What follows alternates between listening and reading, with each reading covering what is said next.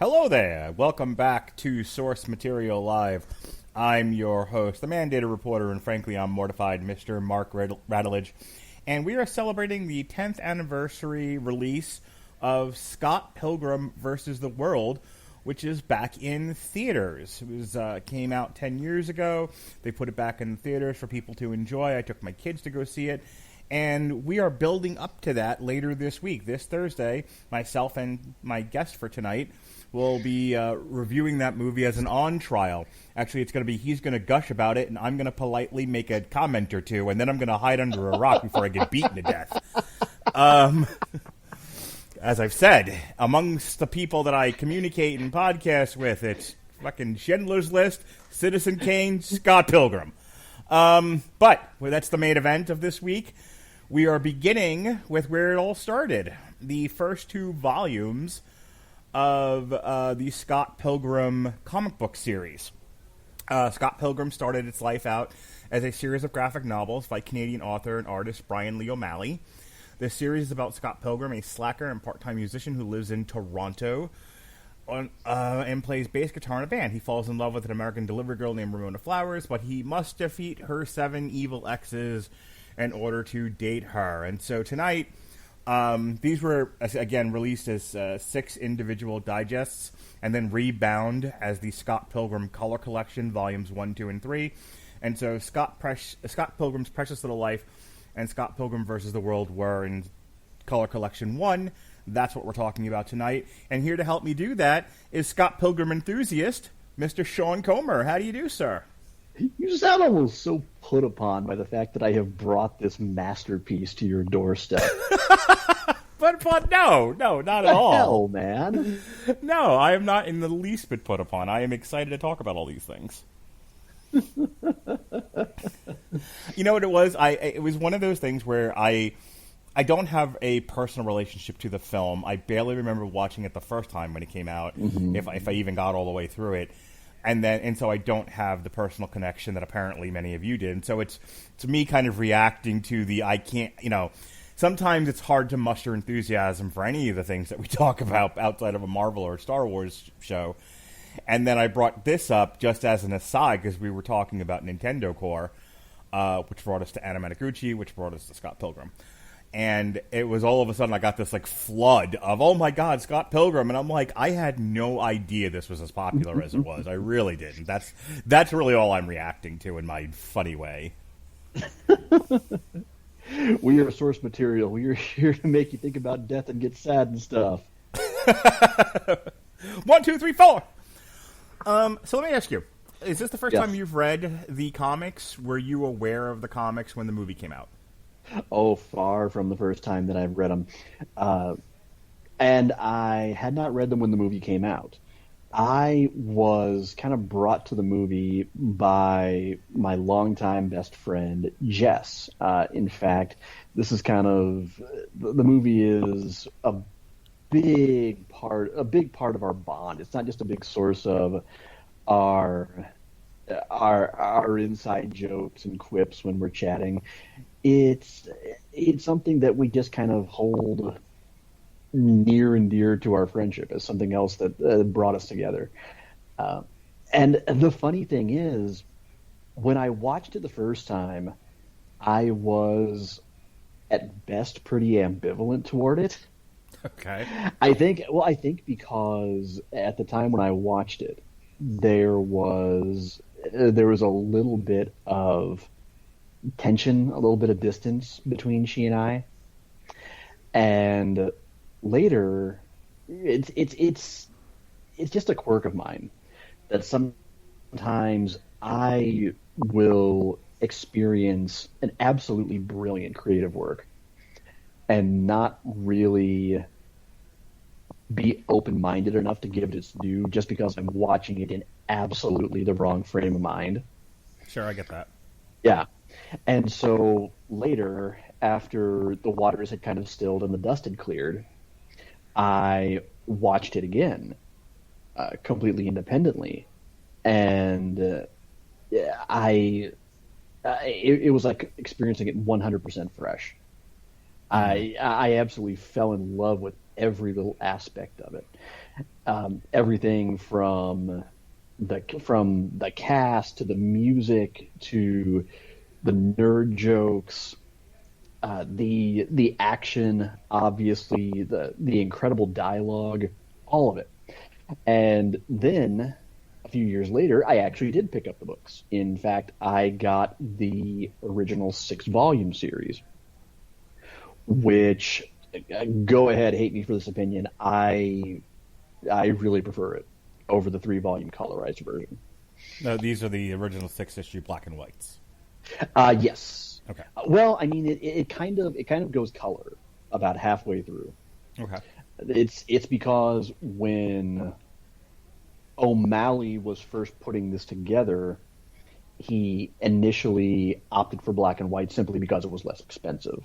Mm-hmm. And he wanted to embrace the black and white manga aesthetic, to use his words, that inspired him in the early 2000s when he had read Ranma 1/2 and decided that he wanted to produce his own shonen-style comic book series for the West, despite the fact that the medium had not really quite yet achieved massive mainstream popularity in North America.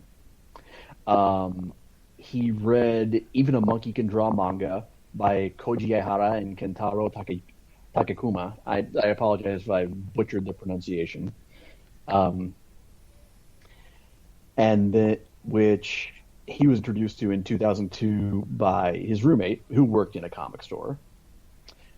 He read it while he was working on another acclaimed series, Lost at Sea. And from there, he started planning out Scott Pilgrim, and that was informed in turn, which is especially notable for those who are as huge a fans of the original motion picture soundtrack, by, well, original, so to speak. I should say just the movie soundtrack, the OST, by the kind of bittersweetly peppy single Scott Pilgrim by Plumtree. Especially by the lyric "I've liked you for 1,000 years." I mean that has connotations that just run all the way through, nearly just a full at least half the characters in this entire damn saga. But yeah, and somewhere in between there, I think the order was saw the movie the first time, was pretty meh towards it. Saw the movie the second time, absolutely adored it, and then I played the video game adaptation of the of the book series, and God, what a delightful, bombastic little throwback that is, and what a love letter to the books as well. And then finally, sometime shortly after that, I ended up reading the books. And I'll tell you right off from Jump Street, what I like about the books, the black and white books, the original 6 volumes as opposed to the color series, is the pacing. There's something that I absolutely fell in love with about the fact that it's, for one thing, about the length of your typical shonen manga. I know this because I am engaged to a delightful otaku, who can plow through a manga the way I can go through a volume of Green Lantern. Just like it's like scarfing a can of Pringles or Doritos for her, or shotgunning a beer. The way she can burn through manga. So they're really well paced out. The story is just kind of metered and exactly when it needs to, usually on just kind of a perfect cliffhanger. And each volume makes for a really satisfying kind of self-contained read. Whereas I feel like that was a little bit lost in the color version. I know they meant well by kind of reducing it to 3 volumes instead of 2. But yeah, I don't know. It's that whole you never forget your first thing. Sometimes you can see a remake or a rehash, or a re-recording, whatever, of something that you love, and you can kind of admire it and say, yeah, you know what, that does right by its inspiration. Good on you. But sometimes you just yearn for kind of all of those kind of nascent imperfections of the original, of the way you came to it. Those footsteps are just so much more familiar, and maybe that's a good way to put it. It's a little bit like you've got this sprawling, gorgeous forest in front of you, that you've just kind of grown up traversing. Every bend in the trail, every tree, every hill, every little curve in the creek. And then you come upon it years later, and you find that somebody took that beaten, weathered path that you always used to walk, and instead they've added this really accommodating, smooth, well-maintained asphalt. And you can appreciate it for what it is, for the improvement, but at the same time, it's never going to strike all the same chords as what you came away so familiar with originally. So the first volume here starts off with Scott Pilgrim's Precious Little Life. A couple of things before we jump into this. One, I did not realize that the entire 6-volume series is what makes up the movie. So, it's called Scott Pilgrim versus the World. And, again, I haven't read these before. And I'm only going by the first 2 volumes, so if I'm a little off on this, feel free to explain what I'm missing here. But, having read the first 2 volumes, it's almost a word-for-word, shot-for-shot. They leave out a thing here or there, but for the most part, it is a straight adaptation from page to screen of Precious Little Life and Versus the World, and I would assume the rest of it, because when Versus the World stops, he's about to fight with the vegan bassist, which is in the next book. A few little touches aside, yeah, that's mostly pretty accurate. Yeah, so. I guess I did not when I conceptualized doing this source material. I was like, okay, well, I want to see what the whole series was about, so let me start from the beginning. And then I realized, oh Christ, it's the whole thing. Hold up. I should qualify my statement a little bit. Mm-hmm. And again, I'm going to refer to this as the 2 separate volumes, the ones that I read, because it's just the easiest way for me to think about this. Mm-hmm. The first volume, which concludes with the fight with Matthew Patel at the battle of the bands, and Ramona really breaking all this down like a fraction on the metro on the way home. Yes, that part is probably beat for beat the volume that the movie most closely adapts. Mm-hmm. The second volume, Scott Pilgrim versus the World, the one that yeah, as you said, it concludes right before the battle with Todd, Envy Adams' new boyfriend, and the bassist for the Clash at Demon Head. That's the one where the movie really, I don't want to say it diverts, because it still keeps the most crucial marrow of the story, but by necessity, it unfortunately has to carve away a whole lot of character development that is really uniquely satisfying about the books. Yeah, it does away with the flashback. So you learn, you get a little bit more of Scott Among Pilgrim other and Kim. among other elements, and it's also, I think it's also the one where the kind of the tone of both Scott and Ramona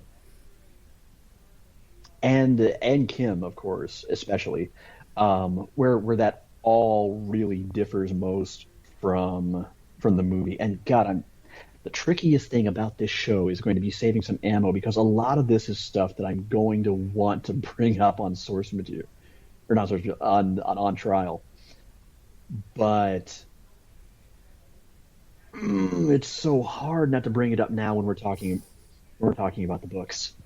In all honesty, had I known that the movie was in large part not directly word for word the entire 6-volume series, I might have restructured this entire thing as just a comic strip, and we would have just done one big show on both, because they're so closely related to each other. But don't get me wrong. What it chooses to adapt to the screen, it does so fucking well. Even though they had to completely rework the battle with Todd, and I understand why. Please make no mistake, I get why they had to do it. Both scenes are outstanding. But that's one of the things that makes this so impressive, and why it is practically a textbook on how to adapt something in terms of knowing what you can get away with, what matters, and how to kind of change the game plan enough to make something work without so many of the darlings that you have to kill in translation.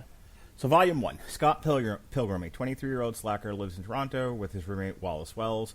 He is the bass player for Sex Bob-omb, an unsuccessful band consisting of himself, guitarist Stephen Stills, and drummer Kim Pine. To the discomfort of Scott's friends, he has recently begun dating Knives Chow, a 17-year-old high school student. After having a dream about a woman on rollerblades, Scott encounters her in real life and discovers she is Ramona Flowers, who can travel through subspace, and has recently moved to Toronto after breaking up with a man named Gideon Graves.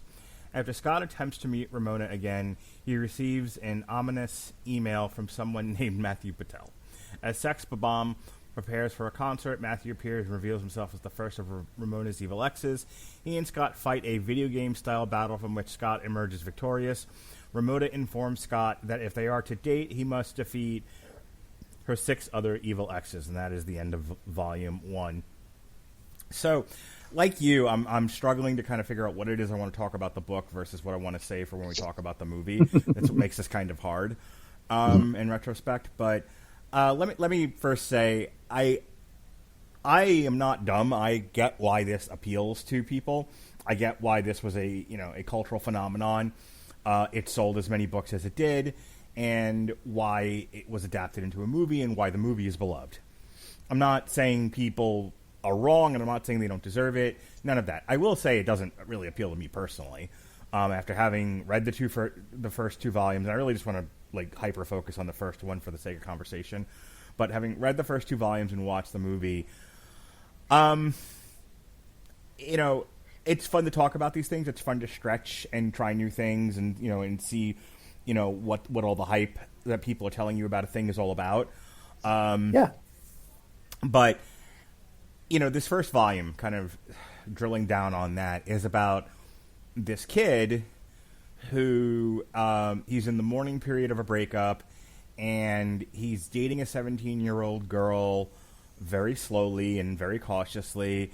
And when we meet him and find out about all this, just as soon as all that gets established, he is hopelessly, romantically, poetically in love with this stranger with wild hair. And I get it. I get that sort of hyper romance of it all. It's just one of those things where I'm like, I will continue to read this because I said I would, but this is not for me. And then the other side of it is, so much of this deals in sort of the fun and magic of video games, and it doesn't have to make realistic sense. You can do things like she travels through subspace because we're having fun times with comic books, and why not do interesting things with the medium? And I get that. And so she does, and so it's there, and then he has to fight with Patel, and it's done video game style, and he goes from slacker, ne'er-do-well, layabout, halfway decent bassist to ninja within the matter of seconds. And I'm like, this, like, my son, when he watched the movie, was like, it's perfect. It was all the things other than the kissing, it was all the things I could ever want in a movie, because he's super into video games. And so I get the appeal. I get that watching, a kid who many of us might relate to in various ways. And I do get how people would relate to Scott Pilgrim and his character and kind of project onto him. And then him being able to be, have superhero powers and fight video game style would also be appealing and fun and attractive. It made my head hurt. It's just really, yeah. Let me say this.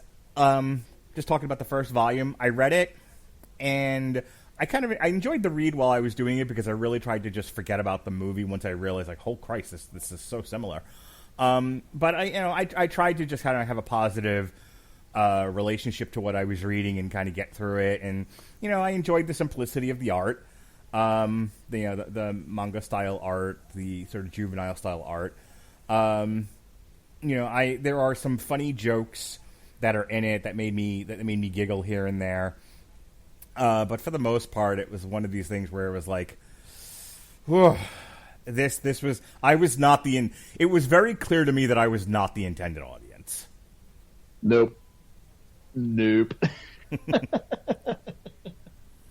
Well, but I mean, really what this is, it's a stripped down, very specifically clothed hero's journey.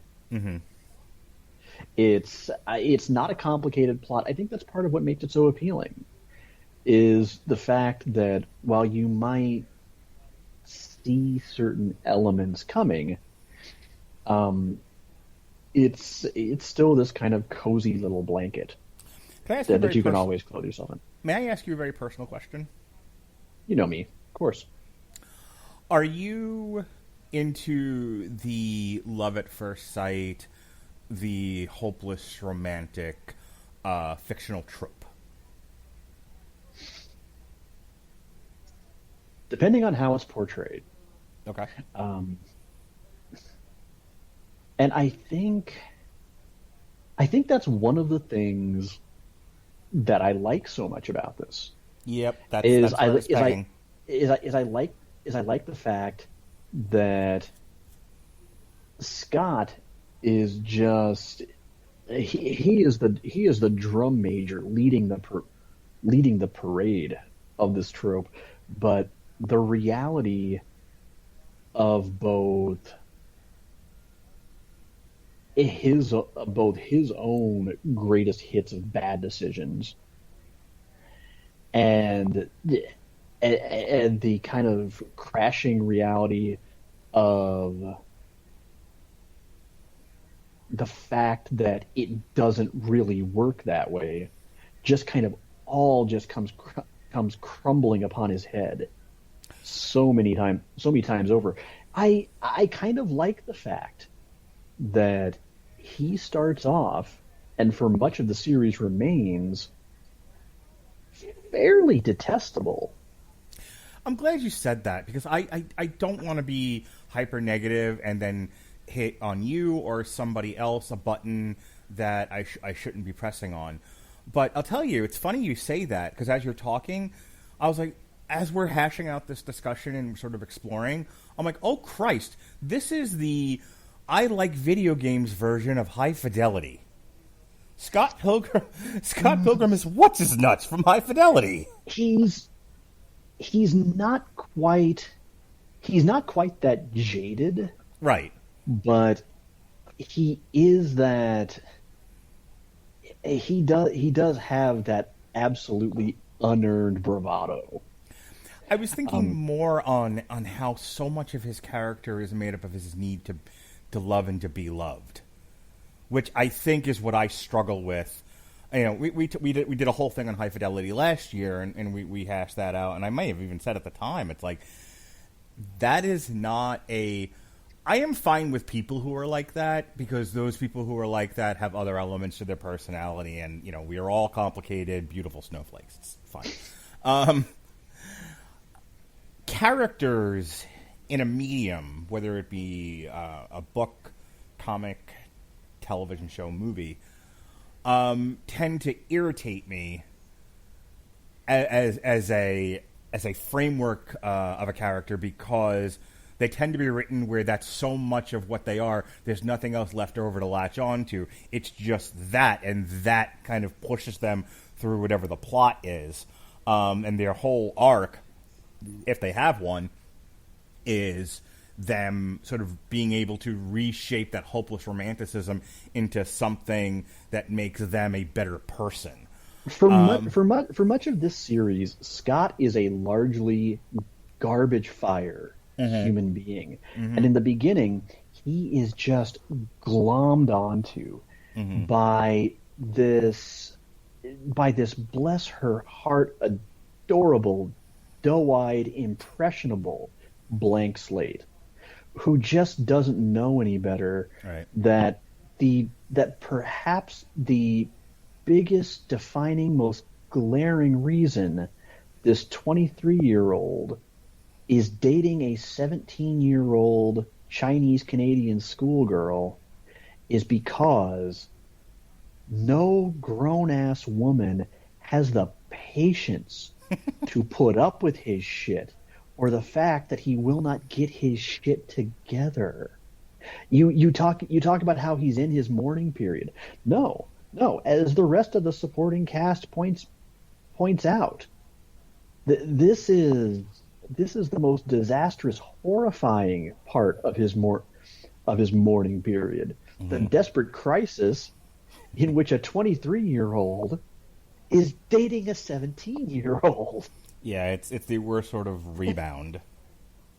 It's a horrendous kind of rebound, and it strikes such a chord because, man, that is so many of us who have crashed and burned many relationships along the way. Gosh, that's such the danger for me talking about this because I know it's deeply personal for a lot of people. And look, I'm not saying that I left my mother's womb, immediately dated the woman I married, and we've been married for 45 years, and that I haven't made my own mistakes and I haven't had my own ups and downs with stuff like that. That's not it at all. Yeah. But I mean, look, friends. I personally, I have been Knives. I have been Ramona. I have been Scott. Okay, I'm pretty sure at some point in high school, perhaps I was thinking about a couple of my earliest formative dating disasters. I was probably even young Neil a time or two. I don't know if I was, but I definitely wanted to be Wallace. You know what? There are certainly worse queer idols than Wallace Wells. between Wallace and Scott Pilgrim and Hugh Grant's character in The Gentleman, I definitely have my queer idols. I adore Wallace. I can't wait to talk about. If there's nothing else, I can't wait to talk about him and Anna Kendrick in the movie. But that's Thursday. Oh God, yes. It's so hard, Sean, because I read this, and just talking about the first volume, and then we'll shift gears and talk about the second. But just to sort of put this to rest, it was like the hopeless. I'm not saying the world should be without hopeless romantics. I think if that's the kind of thing you enjoy, relate to, project upon, like to follow. I mean, I think my daughter said it best: less kissing, more punching. It's just, I don't, and I'm gonna frame this so that I don't get myself in trouble or misunderstood. In terms of pure fiction and only fiction, I don't like those kinds of people. I don't enjoy following them.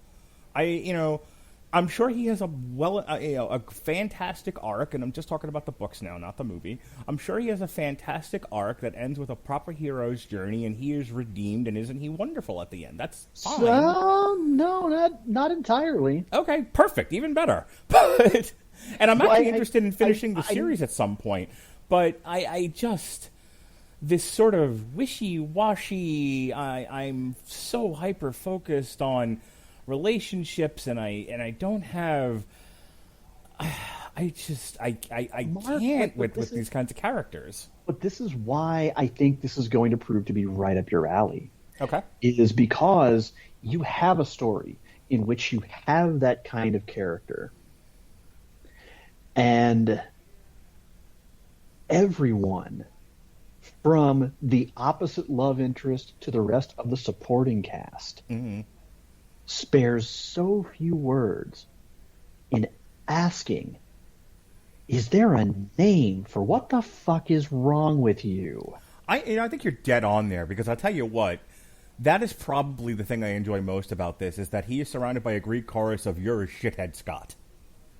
Well, and that's the thing, and that's one of the areas where, and I promise I will elaborate on this on Thursday a little bit more, where I truly lament what Edgar Wright had no choice but to cut out of this movie, is because especially in the last few volumes, Scott truly has to come face to unflinching face with himself. We're shown kind of throughout by way of the flashbacks especially, the various ways in which Scott has selfishly and obliviously absolutely crushed the people around him. And it's not even like he has done so en route to some kind of spectacular success.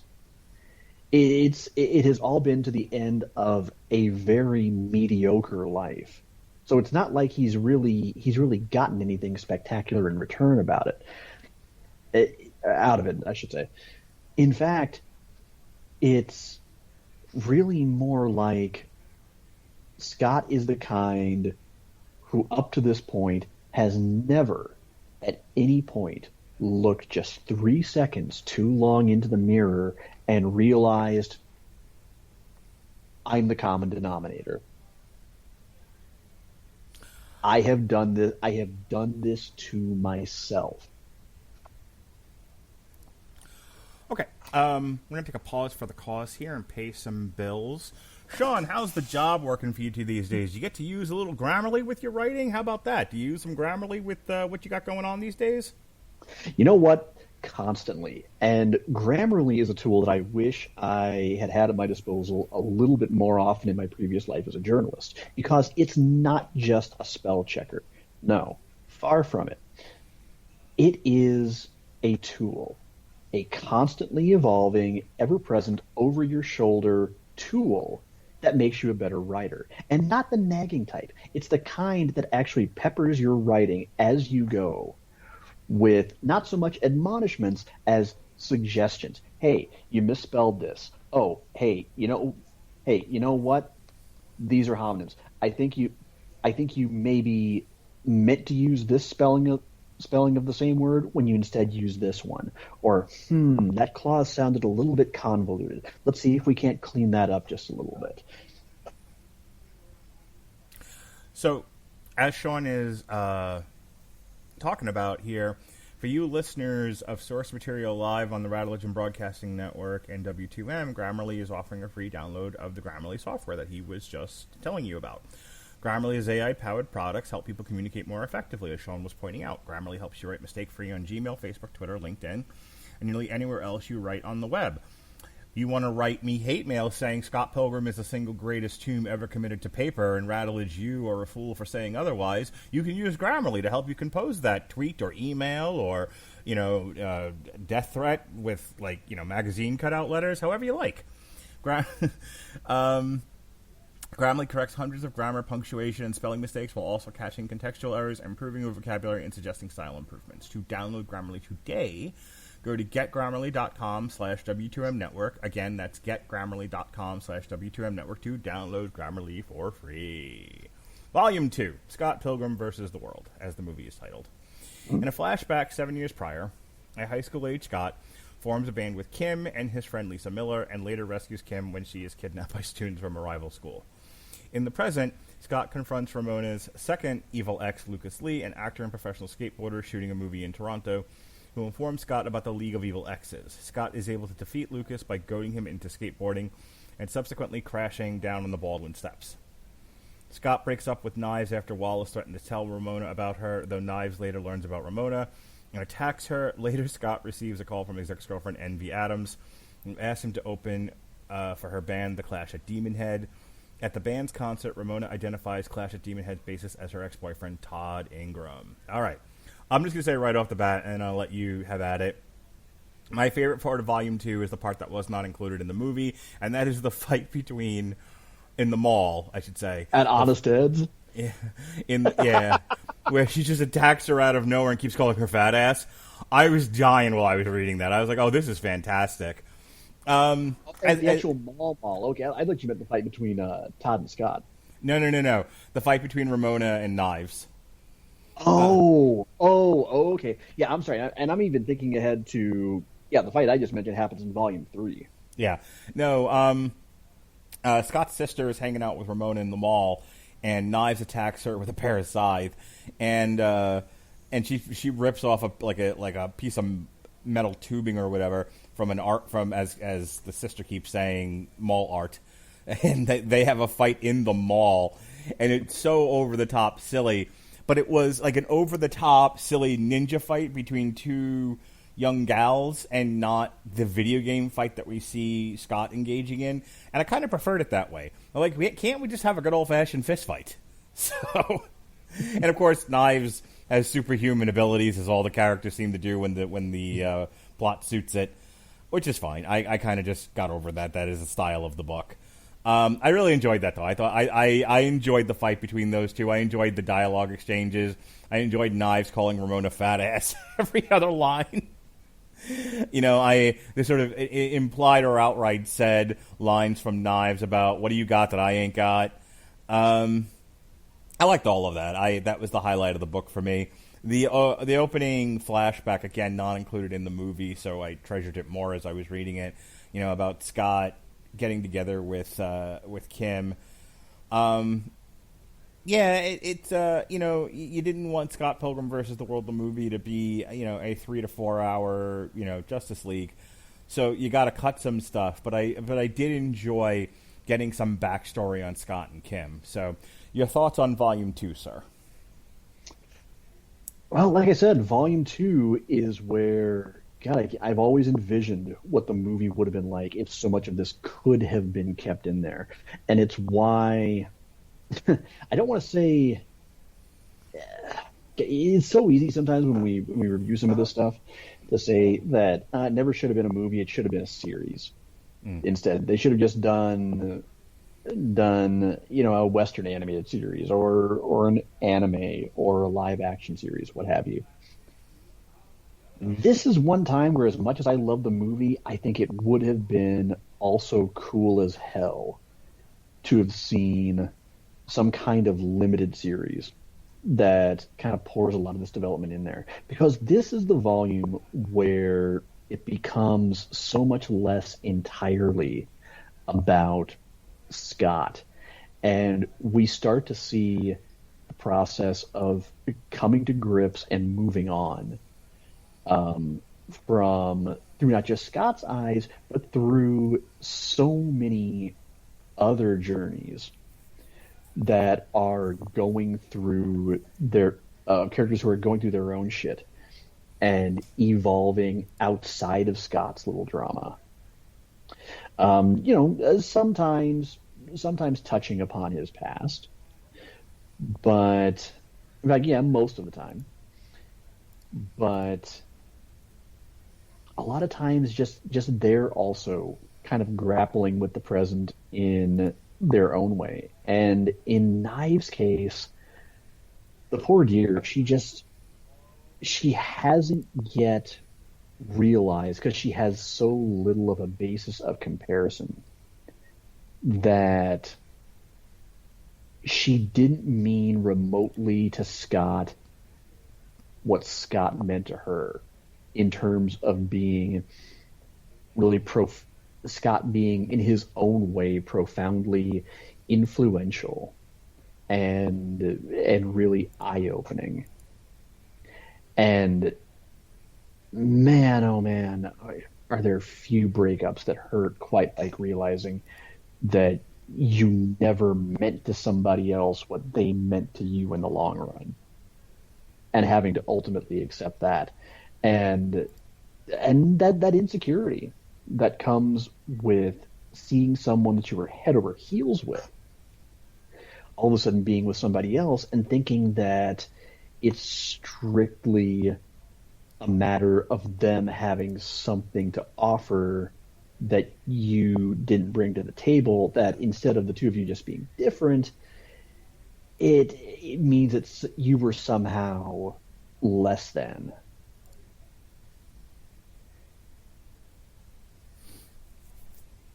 What was your favorite part about Volume 2? Oh, God, my favorite part of Volume 2. I really loved the depiction of the backstory with Kim. The introduction of the Clash at Demon Head at the end was fantastic. The fact that O'Malley had just kind of the chill sense of humor to throw in a lovely vegan shepherd's pie recipe into the narrative. Yeah, I find that kind of adorable. What I would say I really liked most was the fact that this is the volume, I think, where we most start to see the difference between how Mary Elizabeth Winstead brought Ramona to life in the movie as really this kind of icy, abrasive, kind of straight-talking, larger-than-life force of nature. And Ramona seeming much more human in this, and not so much condescending towards Scott as being, kind of lovably biting, and very straightforward with him, but never really being so put off by a lot of his insecurities. She's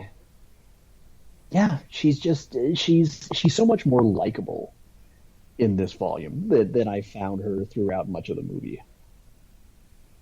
Yeah, that's for certain. I actually really agree with that. I think the Ramona presented in the book is a twinge more likable, and use the word condescending. Yeah, I think that's accurate. I think the portrayal of her in the movie versus the book is she's a bit darker, a bit more sardonic than she is in the comic. I'll tell you, their relationship is less grating on me than in the comic than it is in the movie.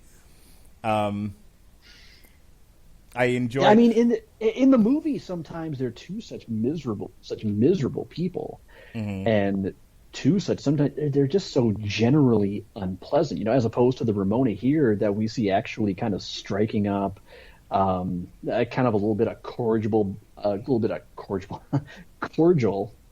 banter mm-hmm. with Stacy and the rest of the band.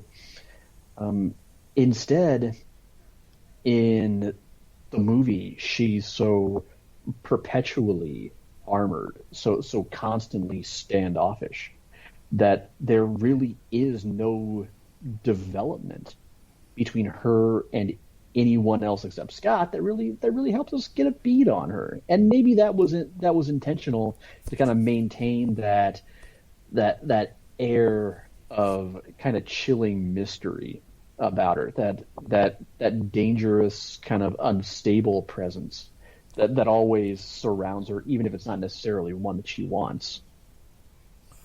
I will tell you one place where I think the movie is far superior than the book, and two is kind of a real good example of this. Volume 2 is anytime we're dealing with the fight scenes.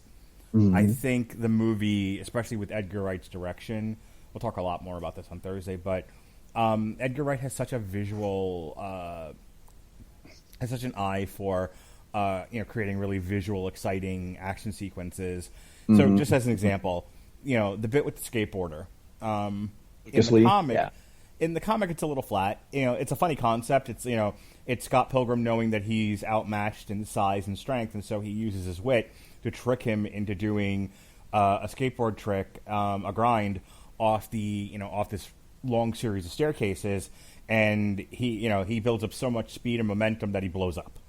Mm-hmm. Okay, that's so much better looking in the movie when it happens than in the book, and I don't think there's any way to do it in the book to make it any more exciting, more exciting than the movie was. I just think that's then you're sort of a victim of the medium. Comics are one thing and movies are another. I mean, the books didn't have Chris Evans in their arsenal. This is also true. Chris Evans is fucking hilarious. God, that man is God's gift that we deserve the least.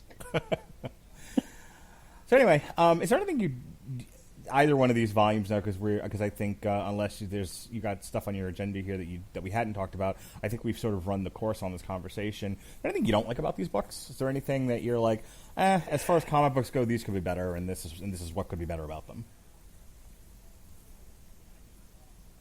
Not really. Okay. I mean,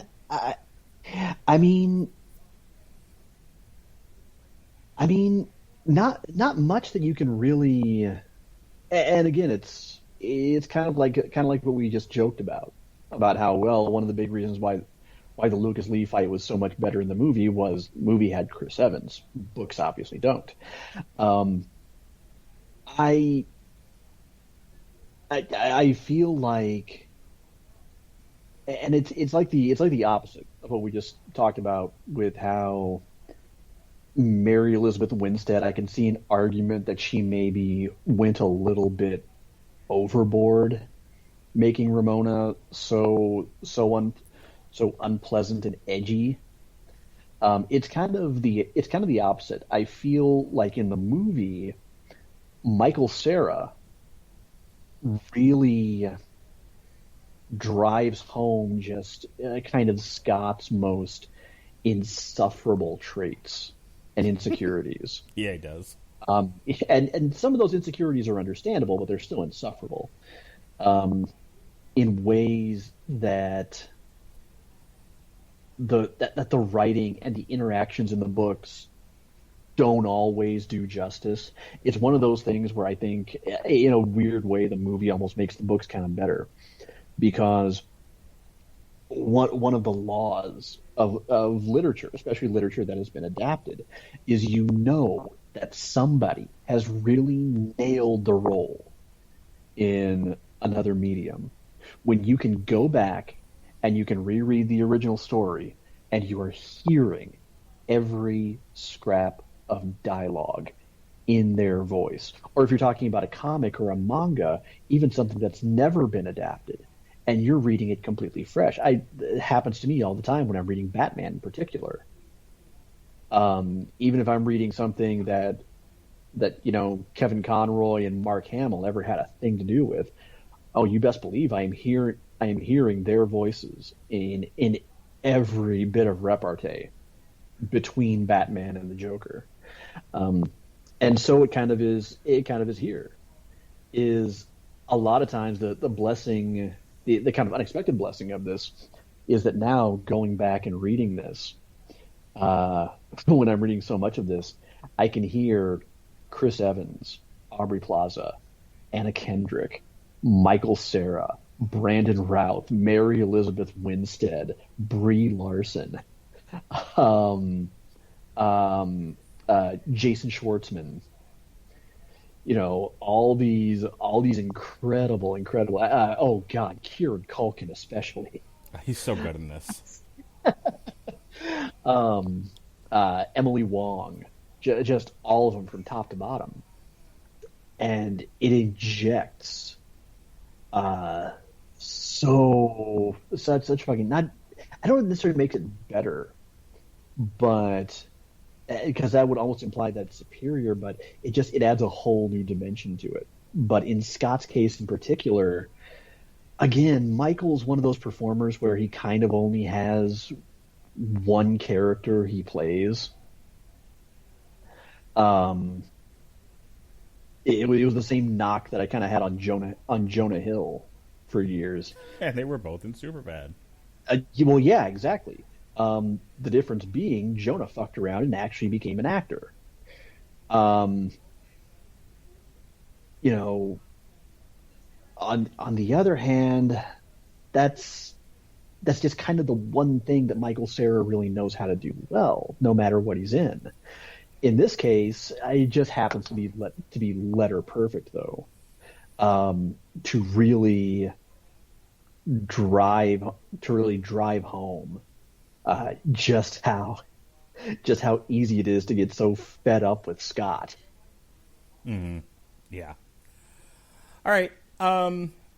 Before we go, we are going to talk about the movie at length on Thursday, and one of the things about the movie that's really cool, actually, and that I did enjoy and really don't have any complaints about, is the music. So if you look at the soundtrack, we'll talk more at length about this on Thursday. The soundtrack has some really great bands on it. It's got the Plum Tree song that you referenced earlier. It's got some Frank Black. It's got T-Rex, the Blue Tones. It's got Beck, the Rolling Stones. Yeah.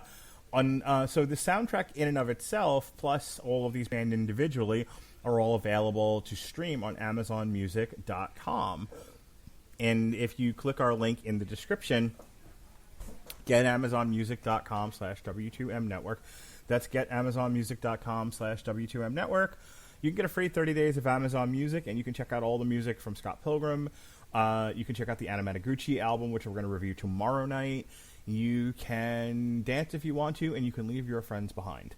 You can check out all the bands that we review on the Metal Hammer of Doom, and then the ones we don't. You can check out all the bands that Sean used to do write-ups for on 401 Mania when he had that column for a little bit. You can do all kinds of things. Amazon Music has almost everything you're looking for, and if you can't find it through AmazonMusic.com, you can just order the CD at Amazon. It's one-stop shopping for all your musical needs. So click our link, get AmazonMusic.com/W2M Network to get a free 30 days. So, Sean, I enjoyed, despite myself, I think divorced from the idea of finding interesting things to talk about with people who are passionate about talking about interesting things, I don't think I would have come to this of my own volition, but I'm not unhappy that I did. And I'll probably finish the comic book series because I am interested in seeing what all else is different from the book to the movie. I don't know when I'm going to do that, but I think this is not exactly the Jeff Johns run on Green Lantern, which would take you a year and a half to finish. I should be able to knock this out fairly quickly in between the other things that I'm doing. So that is my intention, and I'm glad we had a chance to talk about it. I'm going to give you the last word, and then we're going to do plugs and get out of here. Go. God, there has never been, I think, a bad adaptation or offshoot of Scott Pilgrim. I strongly recommend checking out the whole damn thing, but if you have to start somewhere, God, contrary to the whole reason we're doing this, being, part of the reason being the color re-release, I will absolutely die bleeding and shitting myself on the hill that the best way to experience this, first and foremost, is to read the original 6 volumes. But if you cannot do that, I actually have an alternate suggestion, and that is to make thy way over to YouTube and check out the ongoing dramatic comic dub produced by Smeef, Smeef. They just released Volume 3 about a week ago, and yeah, they are going through it in the structure of the original book releases. They are superbly voiced, littered with a mix of classic video game music, the OST, the soundtrack from the game, just a little bit of everything. The presentation is absolutely, utterly wonderful. By all means, if you cannot get your hands on a copy of the books, go and check this out. All right. As I said, tomorrow Scott Pilgrim Week marches on, but it's also May the 4th. May the 4th be with you, Sean. So it's Star and Wars. And also with you. So it's Star Wars Day tomorrow. You good? So it's Star Wars Day tomorrow, and with that, we're always finding reasons to re-release all of our 2012, 2013 through 2016, early 2017 stuff that was on Blog Talk Radio that never made it over to W2M. So if you haven't heard it, it's new to you. And the next new to you celebrates Star Wars with our review of Rogue One, a Star Wars story. So that'll be in the archives for you to listen to tomorrow.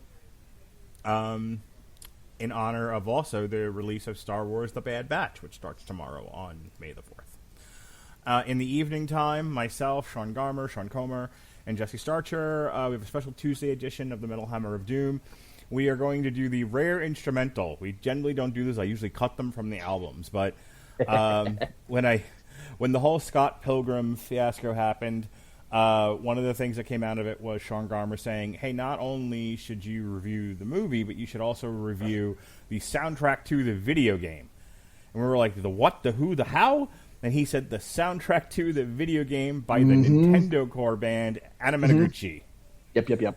So that's what we're going to do. Anna Managuchi presents the Scott Pilgrim vs. the World video game soundtrack on the Metal Hammer of Doom. On Wednesday, it's Cinco de Mayo.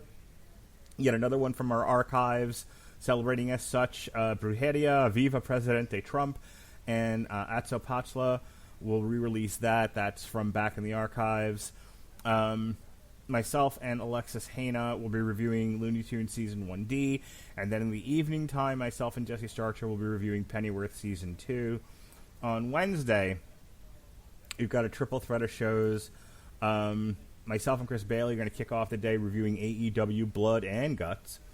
Then Alexis Haina and I are going to review The Mitchells vs. the Machines, which we loved. My kids loved it. It was fantastic. Another good job by Lord and Miller. To stay away from Star Wars, okay, guys? Okay? Stick with the cartoons. And then in the evening time, Scott Pilgrim Week comes to its glorious conclusion as Sean and I will talk the movie in full with all the details, all the things we didn't get a chance to talk about tonight or stop short of talking about for Scott Pilgrim versus the World, starring the aforementioned Mary Elizabeth Winstead and Michael Cera. On Friday is our Flashback Friday episode, Damn You Hollywood, Days of Future Past. On Saturday, we've got a flashback to Long Road to Ruin, the Twilight Saga, one of the infamous shows that my wife got to be on, so that was fun. And then that's it for the stuff coming up for this week. Last week, we did Vanquish, Superman Grounded Part 1, Mortal Kombat 2021, Mortal Kombat 1995, and all 3 TVT Mortal Kombat soundtracks. So those are all in the archives. Oh, plus, I nearly forgot the most important show that we've done in the past 2 weeks. My daughter came on Damn You Hollywood. She made her first appearance on Damn You Hollywood to talk her favorite thing, Demon Slayer, the Mugen Train movie. So her, Robert, and I all reviewed that together, and a fun time was had by all. So if nothing else, you should check out my daughter giving her opinions on Demon Slayer, the Mugen Train movie. All right, that's all I got going on. Sean, tell them how you Twitch. Follow me on Twitter at Comer Codex for updates whenever I am going live and streaming.